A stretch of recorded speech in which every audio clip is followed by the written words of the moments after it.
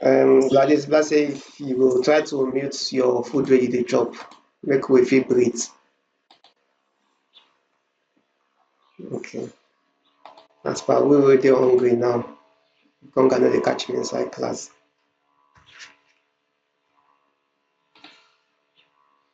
Okay, so continuation. Honestly, I ever chop like now after this class now, I'll go plan of wetin to chop.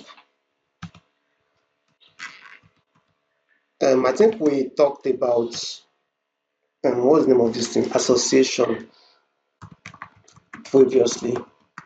And association is of two types. One is composition, composition, and the other is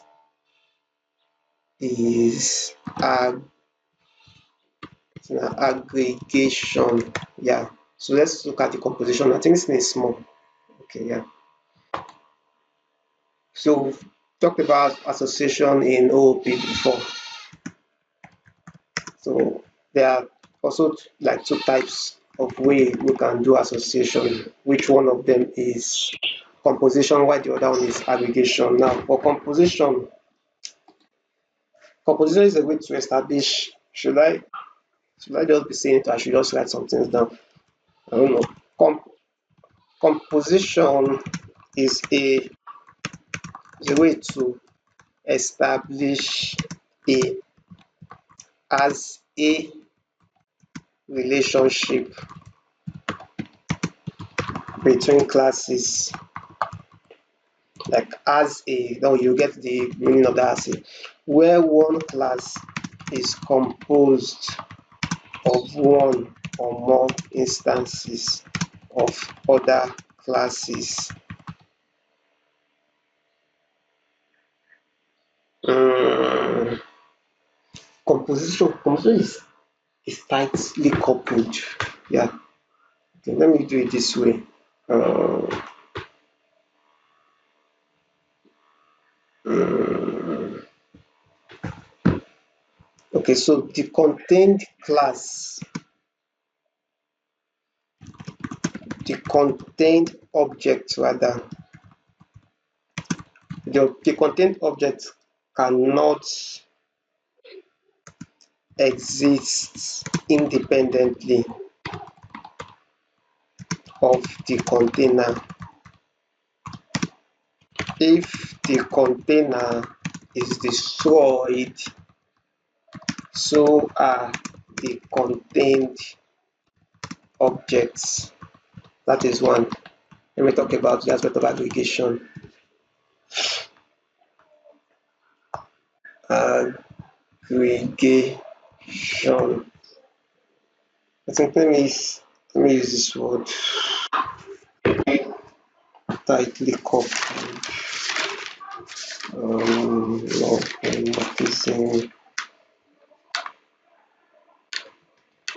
It's not common, but as loosely coupled. Okay.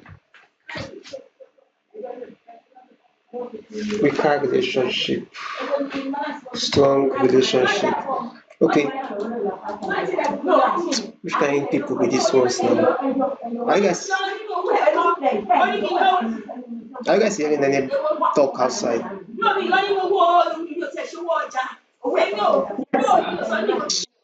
I'm not using my headset. That is that's no, not just my window, Jaggy. I don't know these people. Okay, so, it has strong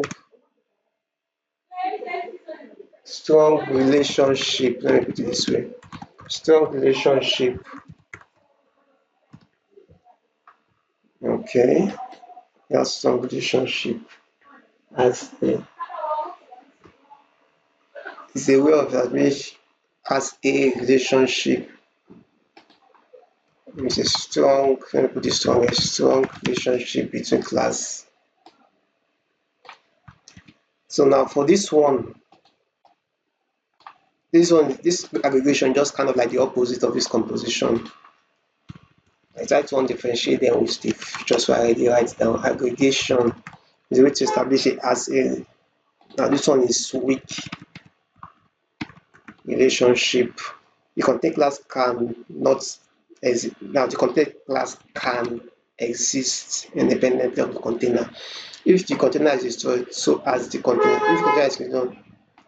If the container is destroyed, the contained objects remains intact. So that's like the differences.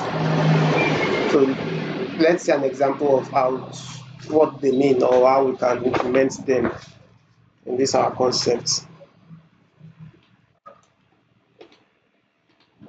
Um, Let me see if I can zoom in a bit here.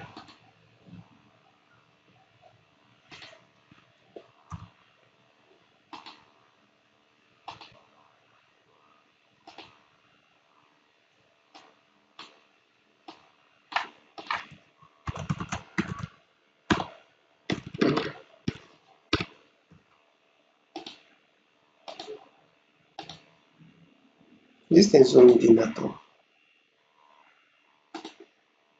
15, okay, 6, 16. Okay. Okay, so let's see this example. Let's say we have a class called engine. Engine. Okay, and this engine class has a method which is called start. And what this method does, it's just print out engine started.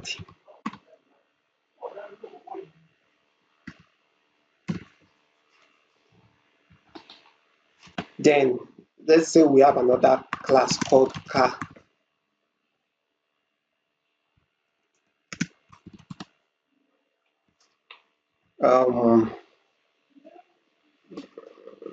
Engine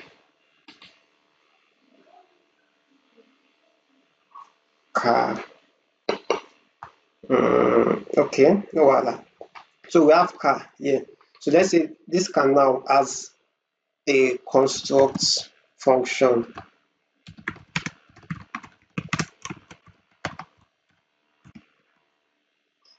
Now this construct function, remember construct functions kind of like hold the whatever parameter or argument a car as. Let's say you want to access car. I think we've talked this thing several times. So, but in this case, we won't be putting any value inside of this constant, inside this bracket. We'll just call here. Now, I want to call this one of you to meet yourself. I want to call this class inside of this. I want to call this engine class inside of this car class. So I can do it in this way. Now, this first way I'm doing is the composition in OOP method. And funny enough, this composition in OOP method, I discovered that this is exactly how Symfony is doing its own association stuff. It's using this composition method, where Laravel, most Laravel codes are using the aggregation method. That was what I even discovered. Anyways, depending on what you are really working, what your goal is. So we have this class engine and this method inside of this class starts, which will echo out engine started. Now we have another new class called car, and inside this new class now I want to kind of like import this class, like convert this class to kind of like an object inside of this car class. So I can do it this way, for this composition way. This engine, new engine,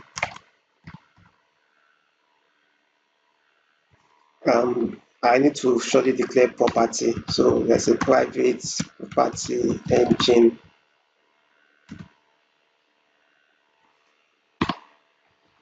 So now I called, like the way we used to instantiate a class. So by now this will be like an object of this engine class within the construct. So whenever we're in the construct, we always use this word whenever we want to assign whatever stuff we want to assign, in as much as is within this construct. So we always need to declare using this keyword. And for this case now, I'm importing this engine class inside of this car class through the constructs in this format. Now I can, let's say I have another normal method that this car class have. Let's say this one is just still like start. But now in this start, I would like to access this one on start as well. Like I want to start the engine, then the car will start. Like for example, now let's say I echo car is running like this here.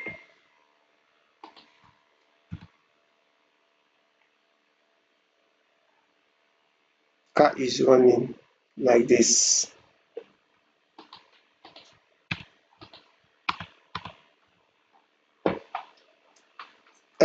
Just a quick one. If, for example, I want to output this my function, this starts now, what I will just do outside, I will just create an object and call the car class. Then the object then the name of the method, which is starts. So this, since I'm using the car class, I'm referring to this class here. Then I set an object, and that object is what we access these functions called starts here. So that means if I execute this code, I should see car is running as the output. I should see car is running as the output here. Now I want to do something. I want to find way to access this engine's own information. So since I have already kind of created an object for this engine inside of this class, because this is exactly how to create an object. You call the name of the class, then you create a variable which will represent your object. Just like I call this car class, and here this car variable is the object. So the same format for this car format is the same format for this engine format. Just that in this variable this time we always use this method in terms of writing the variable whenever we are using the construct. So we can't just write car like this or engine like this. We must use this keyword for this case. But regardless, this is still an object of this engine class. So that means I can use this object to access this start that is inside this engine. Just as we have this car here, I use the object, which is this car here, to access the stats that is in this car class. So same way I can use this object here to access the stats of this engine own as well. So that means if I want to print out engine started, I can print it even within this stats method. I can just say, I can just say this. So now I'm calling the object. Then just like the way we have this car object, so I'm calling the car. So this is the object for this one, this engine. I'm calling the object. Then next I do this arrow sign here. So that means I will also do this arrow sign here. Then next I call the start method that is within the class. So that means next I will call the start method that is inside this engine. Probably I'm just say engine just to differentiate it to that other starts, engine starts, so you can not confuse them. So I'll just come here and I'll just call the engine starts.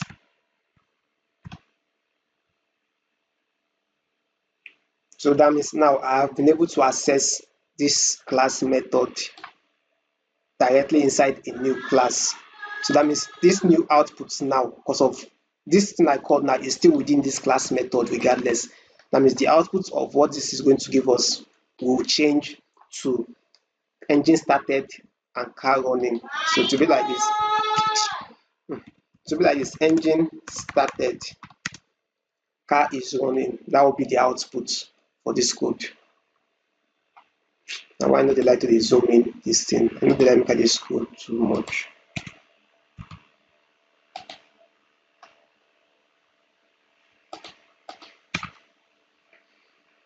So again, we have two class.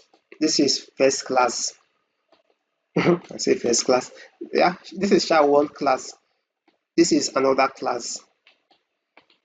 Inside this class here, we have one method which is a function called engine start, and that engine start, whenever you call it, it print out engine started. Now we have another class here called car.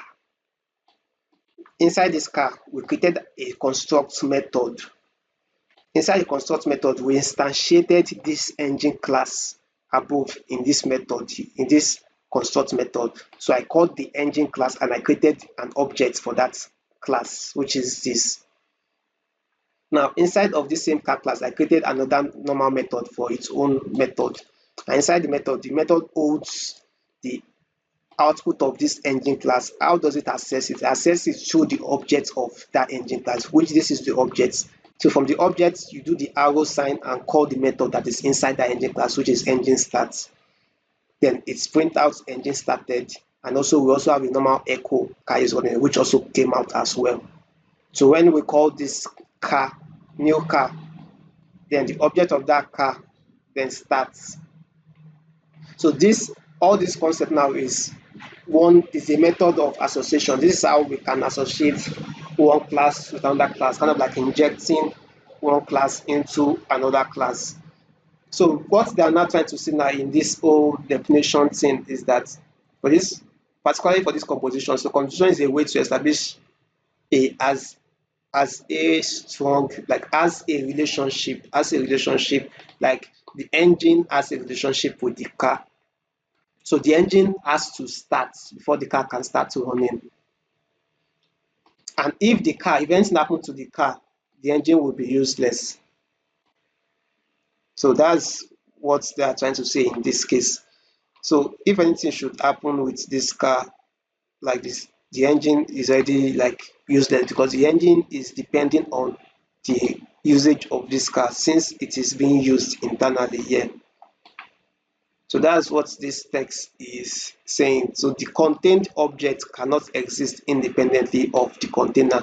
The contained object we're talking about is this engine. Like this engine cannot stay on its own without the help of this car class, which is the main container. That's the English. So if the container is destroyed, so are the contained objects. Now let's just see a difference to what we are saying now. Let me create another file. I will leave this code the way it is, then I will create another file and do the other aspect of aggregation. Then we'll see the difference of how I will write their codes. So to make more sense, let me just name this one as test.php.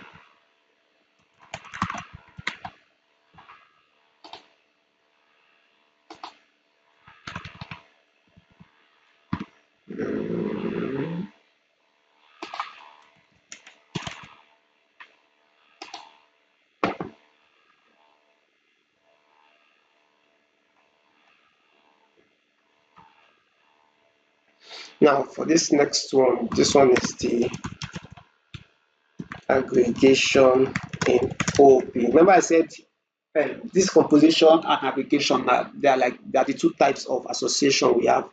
The last class when we talked about, when I showed you association, the example I used was actually this aggregation example. So it was later on I then discovered when I was going through my notes that okay, this association actually have two types. So that means the example I showed you was majorly focused on this aggregation, and I didn't show you the example of this composition. So which is what I just showed you now like this. So this is like an example for the composition. Just like I said, I realized through my experience that I only see like let's say people using this method or code using this method, particularly in Symfony framework, Laravel Symfony framework. I say Laravel PHP Symfony framework called Laravel, which is also like very, very popular, very, very important framework in PHP, just as the way Laravel is. But I then realized that in terms of Laravel, most codes are in this format that I've seen. Hardly I've seen anyone that looks like this in projects I've worked with in Laravel.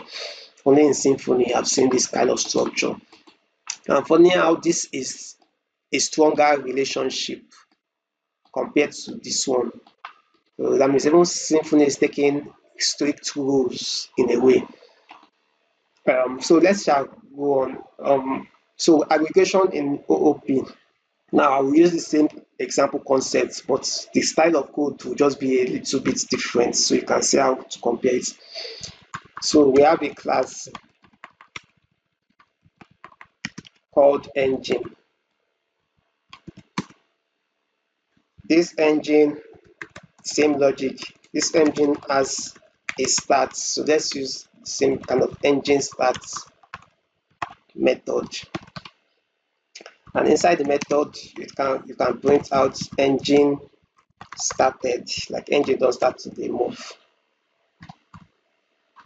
Now I create another class called car.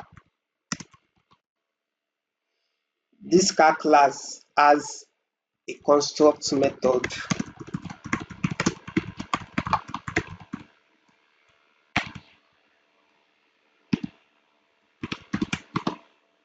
Has a construct method. Now in this case, now see the way we imported this other class. Like this is another class, right? See the way we imported this other class inside of this car class. This is how we did it in terms of this composition style. Now in aggregation style, what we will do, I will just call this engine class inside, directly inside this construct bracket. Then I will set the name of the object, which is like engine. Then inside of this place, I will then use the usual this keyword, this engine equal to, this time equal to this engine object here.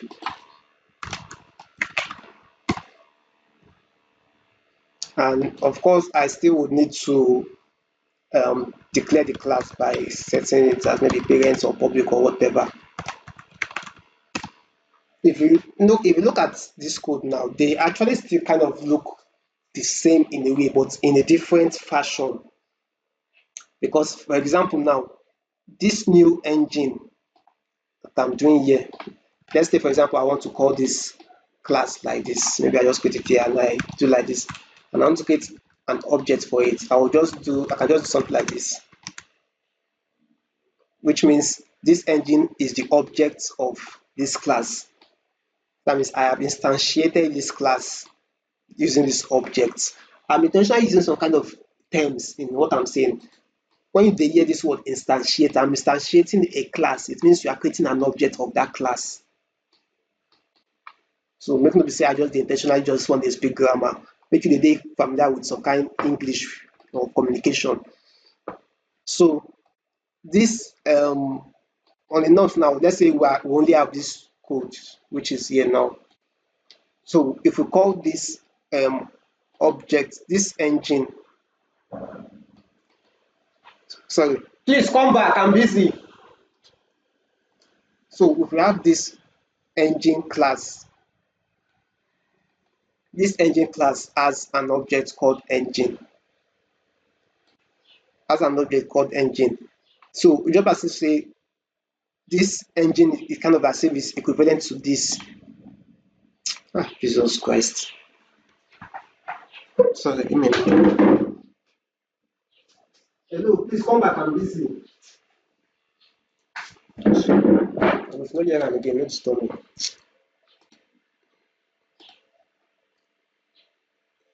So new engine, so this new engine has this object here. So now we are calling that new engine here. We're calling that new engine here, and this is kind of like acting like the object for it indirectly. So looking at this. Now, let's say for example, I carry this code now like this and I paste it here. Then I remove this one and I just put this engine here.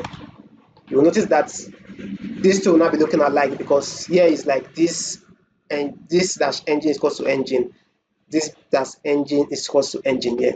So now this part why you do here like this, that what you they see for here for this inside this construct class.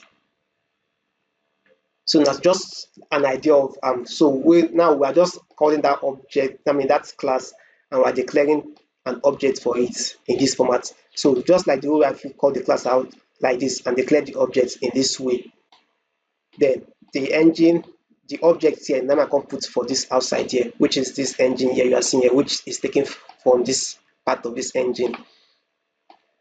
But then back to what we are aiming at now. So these two stuffs, no, this should be the engine, and this one is not the page. So now that's just like the basic difference now between these two. Now I will then let me then add the normal start method with this other one to get. So I'll add another method called start function. Publish function start.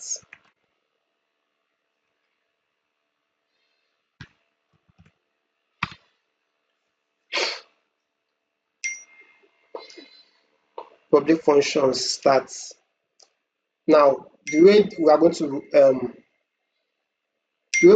to do it, this aspect now, this engine is equals to engine. This other part now, what we are going to do now, the way we did this logic now, where we just took this engine, is still the same way we are still going to do it for this case, because in as much as we are still accessing the object of the class, which is this engine, so I can just call this engine which is holding this object, and then from that object I will access the method inside of that class. So that is engine class, engine starts. Then I can just add the other one too. So car is running.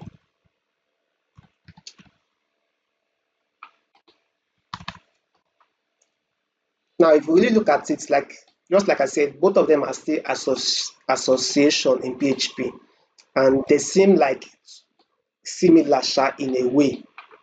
I think the major difference here is how we handle these constructs here.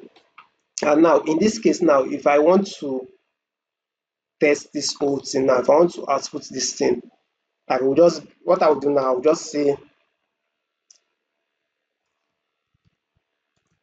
engine, like see do I access this one now. This one was kind of like straightforward. I just call this car class, like I instantiated this car using this object car, then I call this start method. Now we want to do the same thing. We want to print out the start method for this aggregation method. Now let's see how we're going to do it for this case. Now I can just come here and say, okay, in that case we would have new car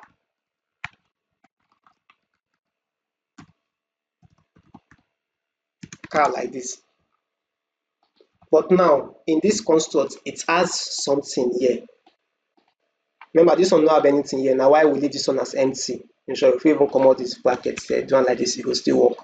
We have nothing here. But this case now we have something here, and that means whatever you are going to put have to be inside this bracket of this car. And as it stands, it must be an object of engine. So whatever you are putting here should be an object of engine, which means we have to first call or access the object of engine first again. So that means I will have to come here first and create an instance of engine. I'll say new engine. Then I can come inside this place and I'll just type engine here, because as far as this car is concerned, this car needs to hold an object of engine. That's why I'm putting that engine here.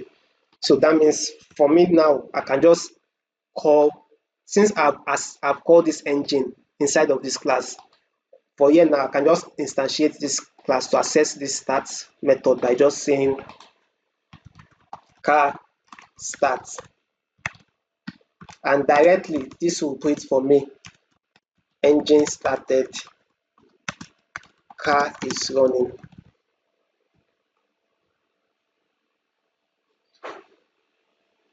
So these are like the two difference now. Now in this case, what's made this one difference now is that we can still instantiate this class outside like this, in this manner. But in this, like we can, like this engine is still useful in a way outside, and then because it is useful inside of this our car, But even though they can do need them, but it's still possible to just instantiate it outside because we didn't like necessarily need to always instantiate it from directly from inside as we did here from inside, calling the new key directly in a way like this. So the English here is that let's say this one is a weak relationship between classes whereby the contained objects can exist independently of the container. If the container is destroyed, the contained object still remains intact, which means this engine is not necessarily tied to this class. It can still be instantiated outside and then it will then be used inside the car. In short, now even the car, they dependent on these engines in this case. So at this case now, the car they more dependent on the engine because if the engine comot, the car you no go fit use this car go dey useless. This car instance class you no go fit call am, you no go fit even use am at all because it needs engine to for it to be able to exist in the first place. So, but in some way, like we just did the same thing and we both of them outputs the same stuff. But both of them are still example of what we call the association style in OOP. So these are just like the basic two types. I don't know if it makes sense, but just understand the different way it is written to achieve the same goal at the end of the day. You get? But like I said, I will just for now I will advise you follow this approach in particular. As even normal PHP codes, most times you will still you will get used to this approach, as most of them will be on using this approach. But just keep this one in the back of your mind. Probably if you get to see this code somewhere else or something. Just like I mentioned, Symfony framework, that was where I saw it. So that is just it. So for now, like I said, focus more. Thank God I don't use this example as the example of the association in the first place. So as when you watch the previous video and you follow this one, everything I said here will make sense to you. So even though it's not making sense now, if you later get to start those our videos back and you watch those ones you haven't watched, it will make sense to you. I'm very sure of that. Okay, so moving on to another aspect of OOP. So we have aspect called polymorphism.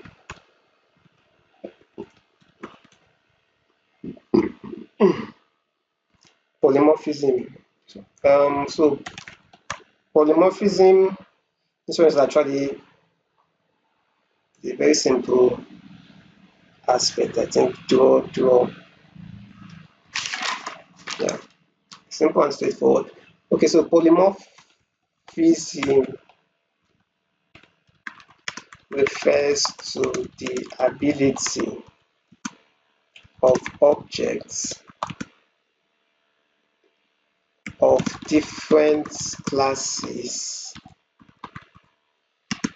to be treated as objects of a common parent class.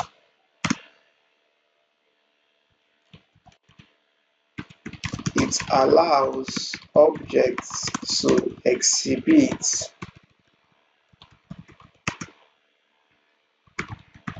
different behaviors or have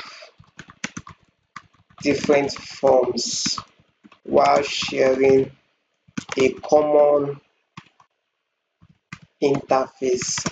We've talked about interface before in the former class. So, okay, let me add this one more thing. Polymorphism can be achieved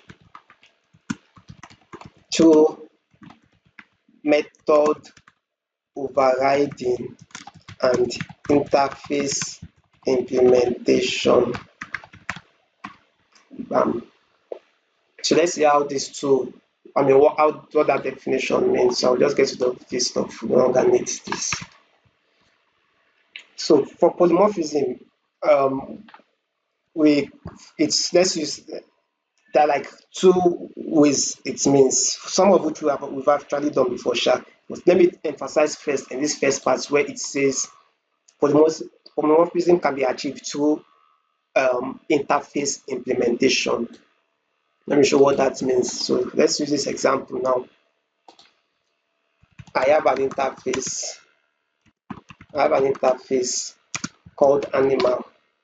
And inside that animal interface, remember interface is just you listing some kind of methods that must be in your code. That was what we did that last time. So listing out some method we must kind of exist in your class. So let's say we have this one interface called animal, and this animal is holding make sound.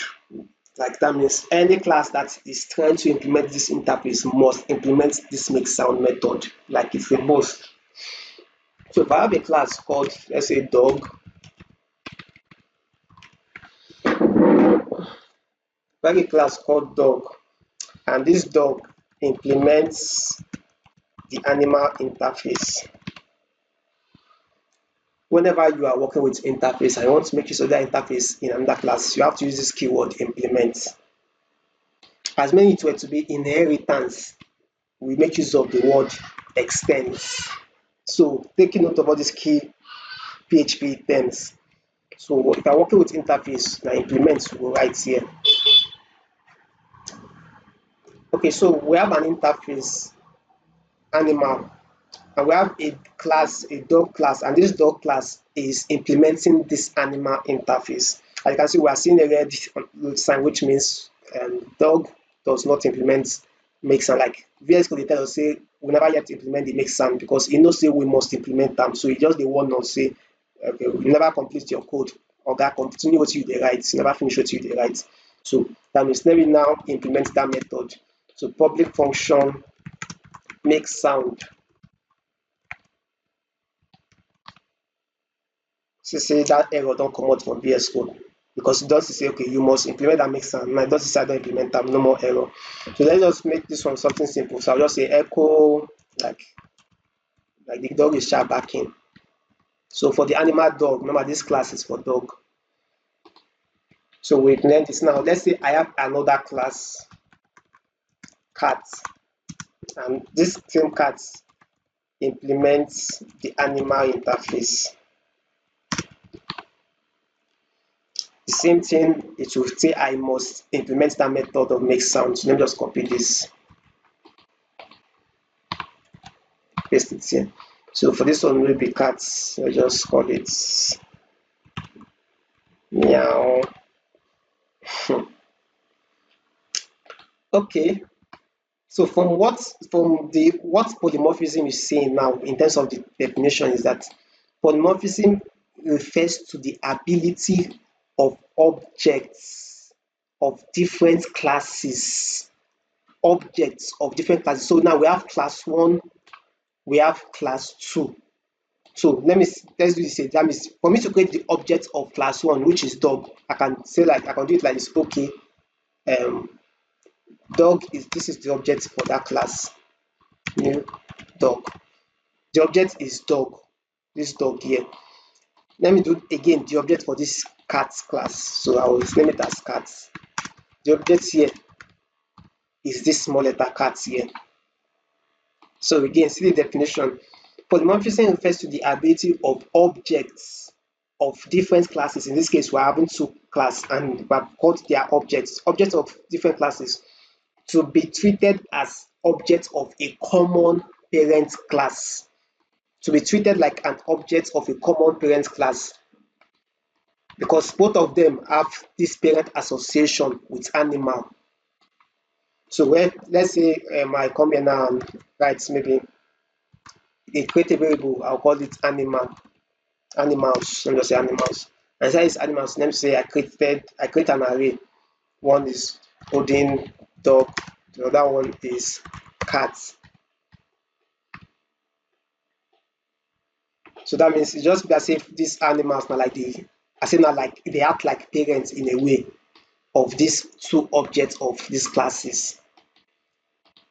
Polymorphism refers to the ability of objects of different classes to be treated as objects of a common parent class, which is the animal. It allows objects to exhibit different behaviors or have different forms while sharing the same common interface. The common interface here is animal. It's sharing the same interface animal, and the same methods make sound, but their behaviors are different. This one use one sound na backing sound, meow, I mean whoop whoop, like you know, while this other one behavior sound dey different na meow sound, but then na still the same make sound they use, but there is a bit different behaviors. So you can see even the English of this definition is exactly what you are seeing really here now in a way. So that's just like basically what polymorphism is all about. No big deal here. Um, so now this is for the aspect of explaining the definition we have concerning polymorphism can be achieved through interface implementation. So we'll just use the interface implementation. Let's see the other aspect of polymorphism can be achieved through method overriding. This method of overriding, we've actually done it before when we are trying to do inheritance, where we can update, like override a method. So it's something that you can call as a polymorphism kind of behavior in a way. So let's see an example of how we can get to do that one. So I will remove this. Let me just start removing it. Let me just do it in this other file. So this is one example of polymorphism, example one of what polymorphism means. Polymorphism. Now next, let's do example two. Yeah.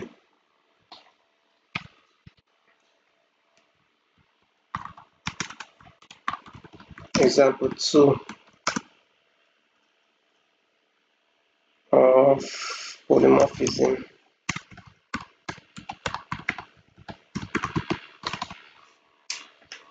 Okay, so now example two, let's say I create a class called shape. This one is a normal class. Now this shape, I create a method called draw, like this. Now let's then say I create another new class which I will call circle. Now we're doing even inheritance. This is just like an inheritance thing itself at the end of the day. So I want to inherit that shape. Remember, shape is just like the parents. Circle is a type of shape. So type of shape, circle, triangle is a shape, circle is a shape, you get. So this is just assume this as the main parent class shape. Now this circle is inheriting, which we are going to use extend because we are doing something like inheritance, is inheriting the shape from the shape parent class. So that means if I come here now and I run public function, the same draw, and I echo with, and I just print out something. So circle, what am I doing now?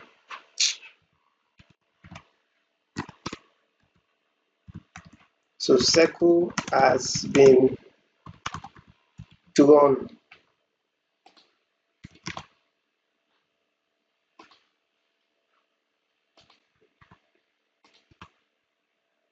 Let me just copy this, paste it here. Let me change this one to triangle. Then I will just say triangle has been drawn.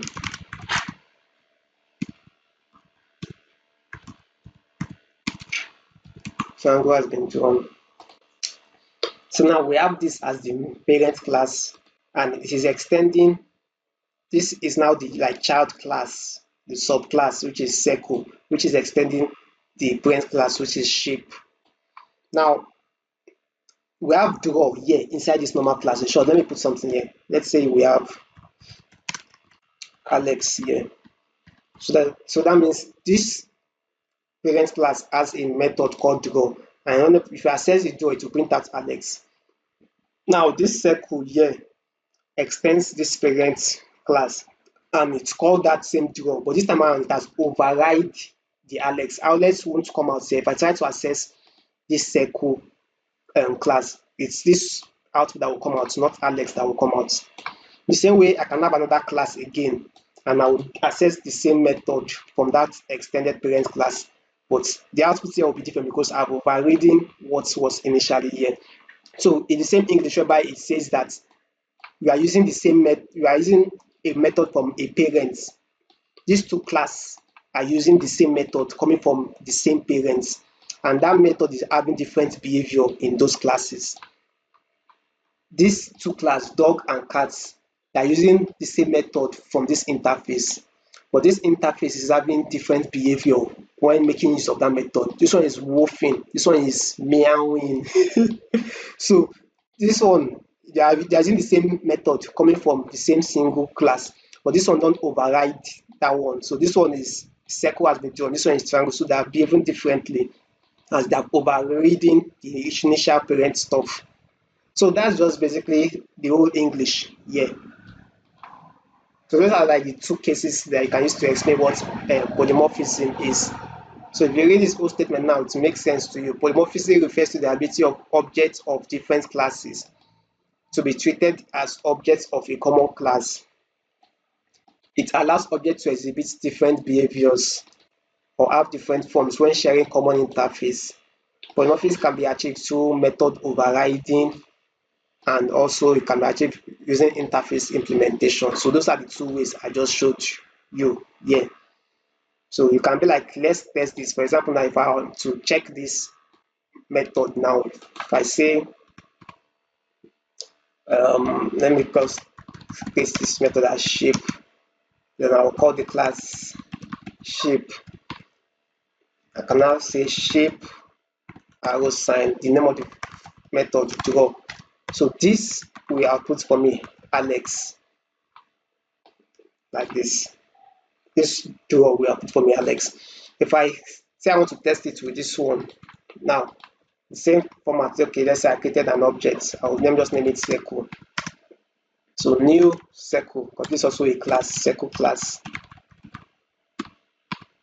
Then I want to access this method draw.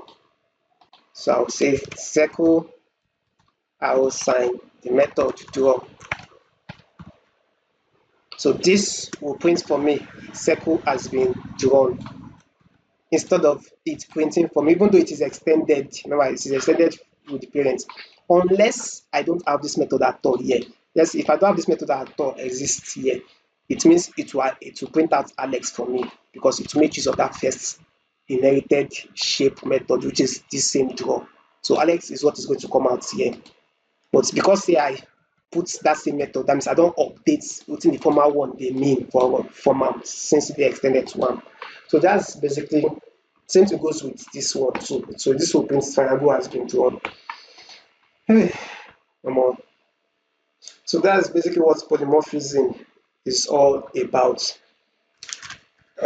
So let's move to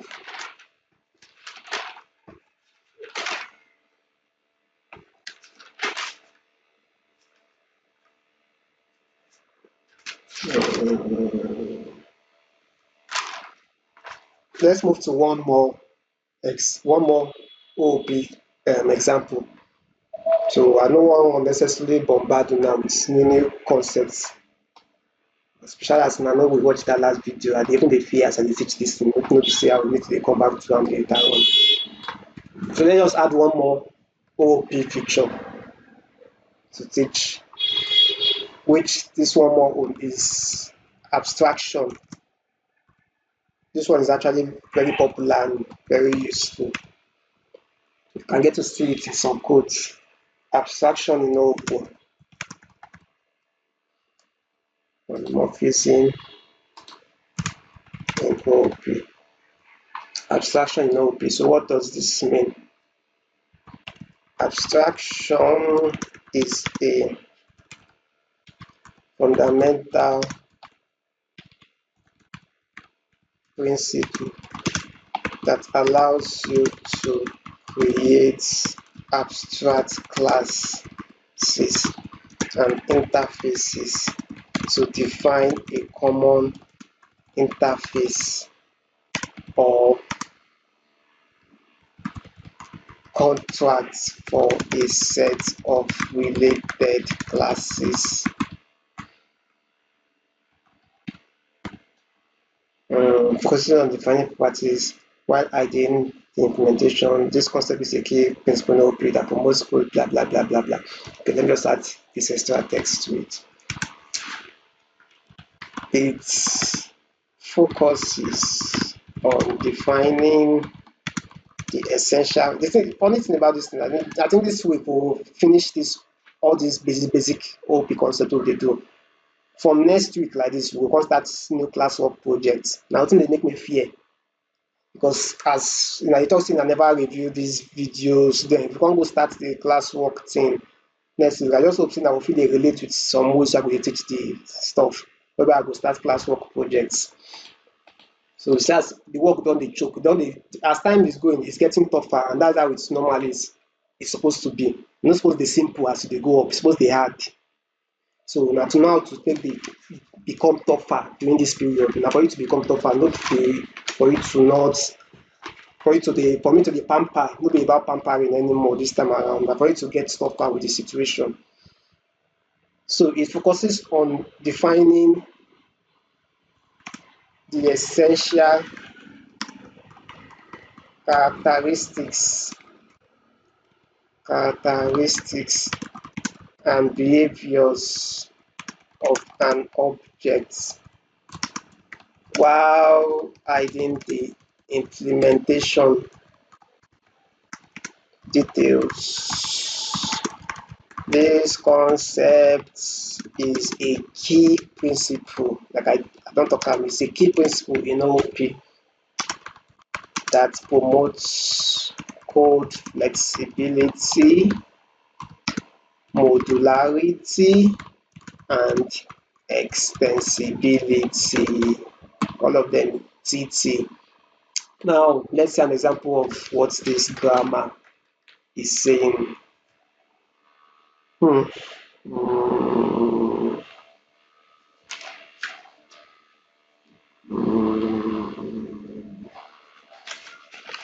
Okay, I will try to say two things first. I think let me add one more information here. An abstract class, this is like very, very important information. An abstract class is a class that cannot be instantiated but can be subclassed. When I say subclass or like inherited. Now let's see what all this our grammar. Don't they speak too much grammar again? I think will be your mind now. Okay. Now what does those grammar mean? Let's see one example. Looking for a cheap example. Let's say I have a class animal class. Now this animal class, let's say I create a construct method for it. So construct function, and inside construct function name, set a name inside there, which means if I'm trying to instantiate animal, I must call a name. So this name equal to name, which means, for example, now whenever you get this kind of error, just remember that you always need to kind of declare your name variable outside. So let me just name it. I can't name it private because I want to. If I make this thing private like this, I can't make use of it in a subclass. Private stuff, you can't inherit private, so I'm going to make it public. We've talked about this thing before. Protected rather. So I've talked about the difference between public, protected, private. 1 year story now, say I don't forget them. So class animal.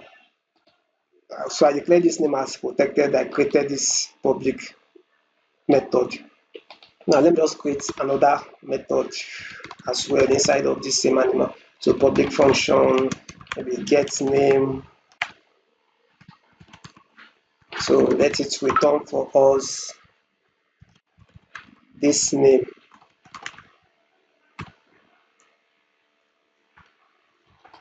Now this is a normal class. We've not done anything special. We've never done anything related to abstraction. This abstraction, I'm just coding normally now. This is just a normal simple class now that I'm coding. Because for example, now I can just come here and say, okay, let me just say maybe this instantiate this class as dog, then new animal.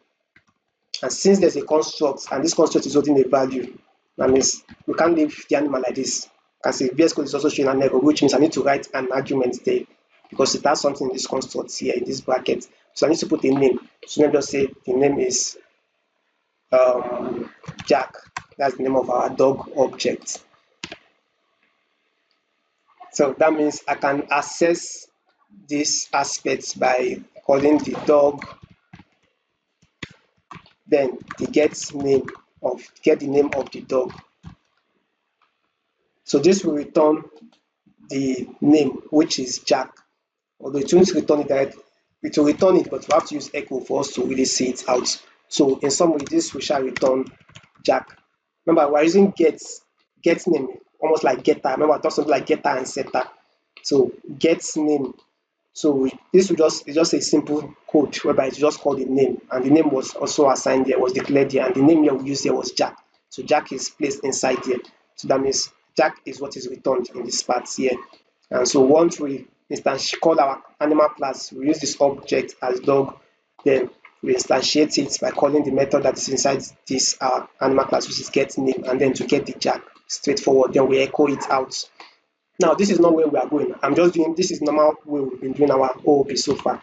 Now let me go to the aspects. In short, let me bring that code back.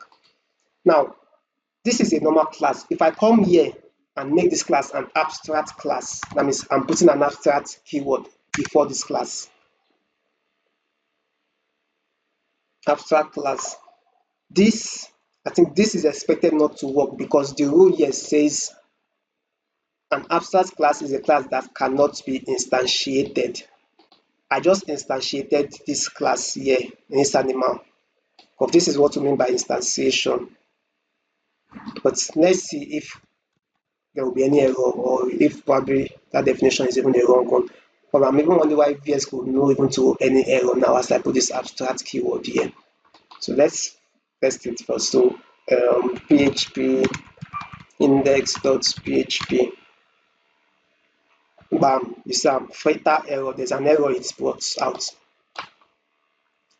PHP fatal error, Unqtl cannot instantiate abstract class. Bam, that means it tallies. That's the truth. You cannot instantiate it. So it can't work in this case because you put this abstract. So we can't do all these things that we'll be doing since whenever you are using abstract class. So that is rule 1 about abstraction in OOP. You can't instantiate a class that is an abstract class. That is rule 1. Now the next part. Now, if you want to inherit, because you can still inherit, yeah, you can inherit even though you can't instantiate it. You can inherit. I wrote it here. Where is it? Something like subclass now. Abstraction is a fundamental principle that allows you to create abstract classes and interfaces to define a common interface or construct for selected classes. Anyways, so you can use a subclass for this now. So let's say, so like I said, this is not useful, right? So let me just get rid of this. It's out of the equation. So let's say I create a new class called dog.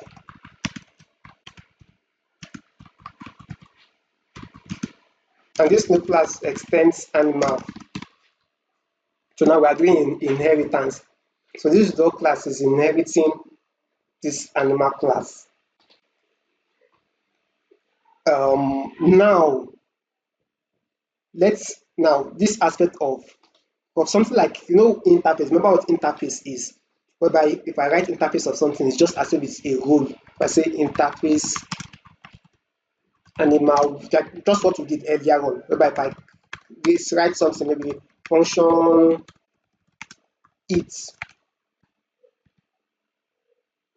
whereby it is enforcing that anything that is using any stuff that implements this interface must have its function, its method inside, like compulsory. The same way we can do it inside this abstract. So inside this abstract now, I can just come here below and I'll add one function.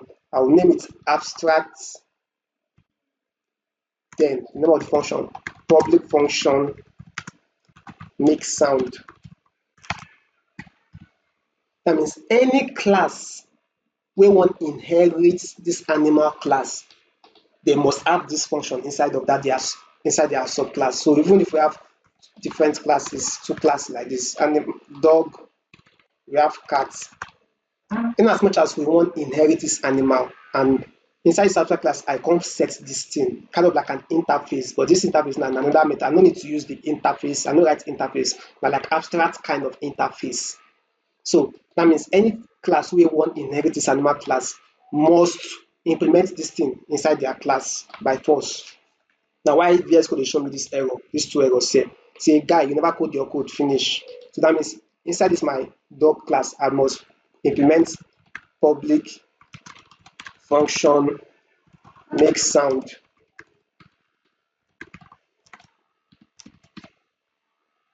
That's when I am safe. The same thing here, I will repeat it here as well. So you can see the way this concept is. So you can create into this abstract class now. You can't instantiate the class outside of the class. At the same time, you can set some kind of interfaces whereby if this class is inherited, because for example, if I remove this thing here, if I remove this stuff here, I remove this stuff here, I remove this stuff here, you can see the inheritance is working normal. You no mandate anything, you no force you to do anything. But if you can't come here add some kind thing like this, that means you don't mandate them, so you must, that inherited thing must get these two methods inside. So these two class now must have these two methods make sound. Then you can set it to whatever you want to set the make sound to do. So like just like how we did it the other time. So this one could be backing sound, while this one could be meow sound, whatever. But you get the gist. So that is kind of like basically what they do. So now if I'm to access, I'm already wants to form. So let me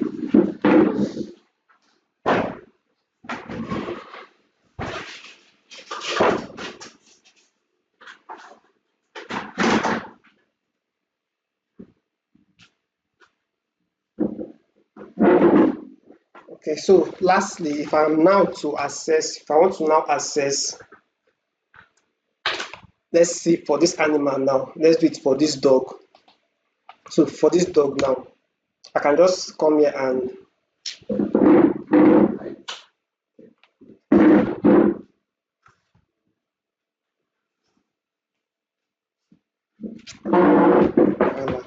okay, so for this dog now, I can just come here and say, let me just instantiate this dog. So I'll do it this way. Dog is equal to new dog. Now, if you notice something strange just happened here now. Because now it's telling me that I need to put one argument here. And the reason this is so is because, okay, see something, if I remove this abstract here,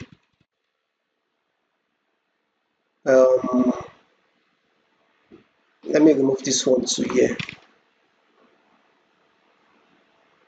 Animal, dog, okay, it's still fine. So this instance, if I want to instantiate this dog class, because I inherited it from this animal, and looking at this animal has a construct name. That means I must also put a name in this place. Like this is even normal inheritance. It even goes beyond this abstract, which is what I just checked now. So it even goes beyond this abstraction. So whenever there's a construct here in that your parents class that you're inheriting, So whatever value, that means if it has a value here, you have to also put that value in your subclass of this your dog. Even though this your dog no get your own construct, in as much as you dey inherited from this animal, you must get something here. So I can just put here as Jack. Then I can echo out the dog, which is this dog. Then I can get the name.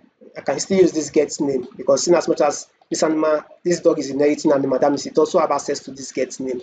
So I can still come and write get name, and this will print for us the same Jack. So we have the new, this is the new class dog, and Mr. Shetty it by using this object dog, and I put an argument here, even though this one doesn't have its own construct, but because it's the extended animal, and knowing that animal have a construct, which means it must have its own value. So that means that value I have to put it here for this inherited, for this subclass, which is the dog, which is this Jack rather. So now whenever I echo out this dog, then I access the get name. The get name is inside the animal class. I'm not accessing this make sound. If I want to access the make sound, I can still do that. I'll just do the same thing. Dog make sound, and this will still output for us the wolf sound. You get? So this the same concept applies to this one. The same thing we did here, you can repeat it too for this cat. The same thing that will work out. So this is just example of what abstraction is all about. I think let's stop in this junction.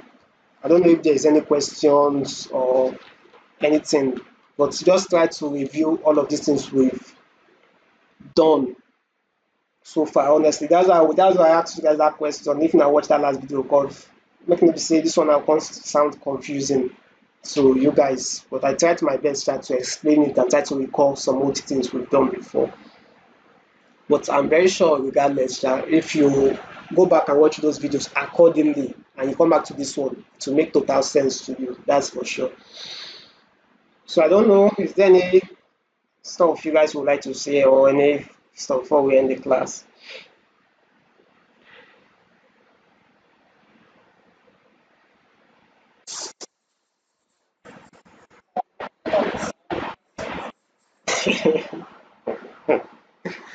Uh, okay, okay. So next, no, probably when we start the main project that next week, everything will be adding up.